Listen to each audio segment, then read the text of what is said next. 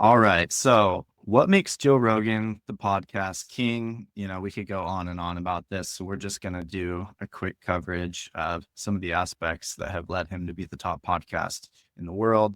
Starting out in around 2009, he's been very early to the game and has a very unique approach. I mean, what you see with this new long form media, you see things like authenticity at scale. You see the personality of someone.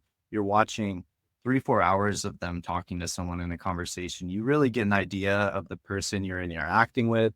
You have fun with them. You hear some, in Joe Rogan's case, some wild jokes that make it a good time. And also some awesome questions and some great, brilliant minds. And you see a genuinely curious person who wants to understand issues. He wants to respect his guests, hear them out, and just have the best conversation in a human way. So, there's many, many things you could say about Joe Rogan, but we'll dive into a few of the things that I think stand out in making his podcast one of my favorite podcasts in the world and the most popular podcast in the world. I don't know if you want to jump in before we dive into more specifics and some clips. I think it's the curiosity what have led to become such a big dominant figure within the podcast world. Because I think what is interesting about the Joe Rogan experience is, you're watching someone who's just sitting there and who's genuinely curious about different topics. And it's not even like one specific industry. It's like one time it's just about It's like hundreds, thousands. Like, exactly.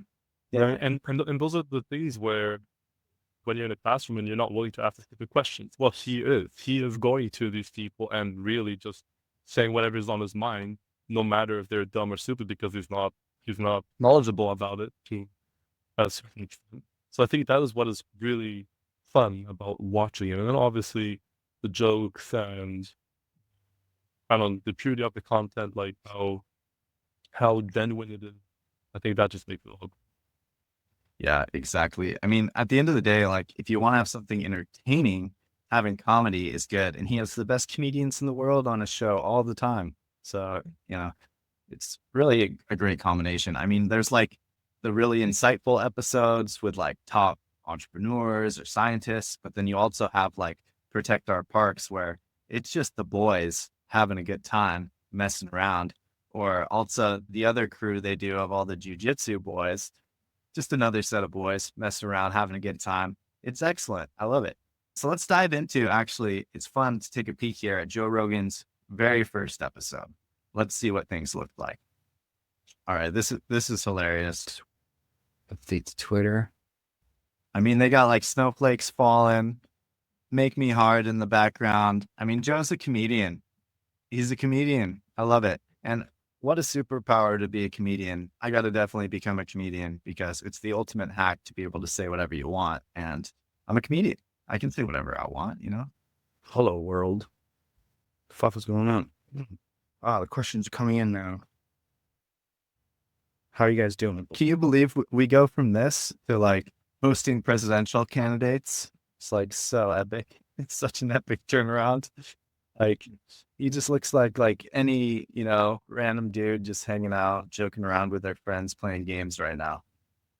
Now, obviously, everybody knows who he is, but if someone were not to know who he is and was watching the Joe Rogan podcast, I'm pretty sure they would find a couple similarities between this video and the video now. I mean, just like the nudity behind it, right? It's like just genuine, just him sitting up on the camera, and yeah, just being. Yeah, and it's like I think we also went from a time in the world when you had to be this type of person on television and on these shows, and you couldn't step out of line, out of your script and how you're supposed to say it. And now with the internet and with podcasting, we care about authentic, real people. People say jokes, people mess around, people have a good time, and they can be some of the best people in the world. You don't always have to be suited up, acting so appropriate and politically correct.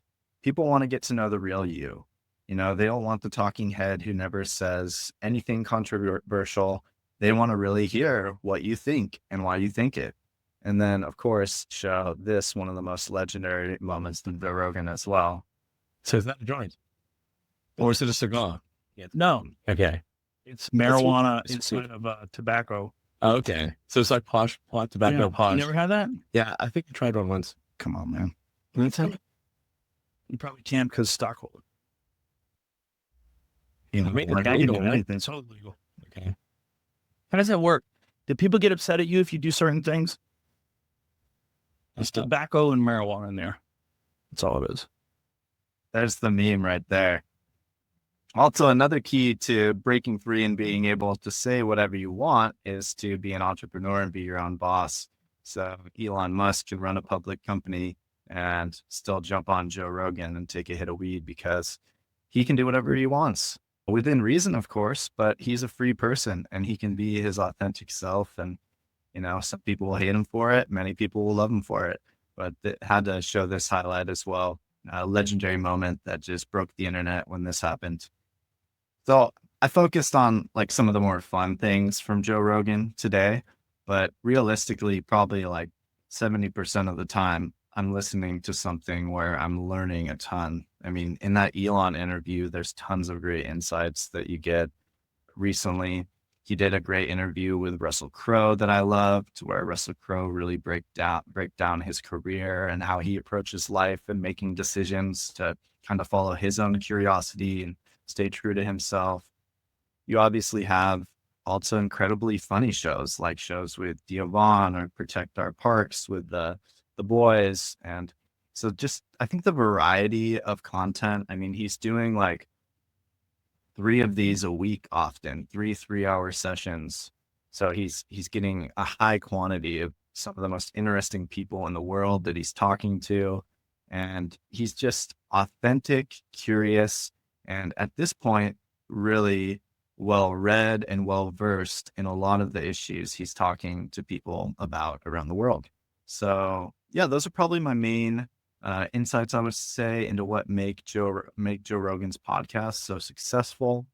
It's really like Joe Rogan at scale. Like he's just an interesting, fun person to listen to, and people gravitate to him.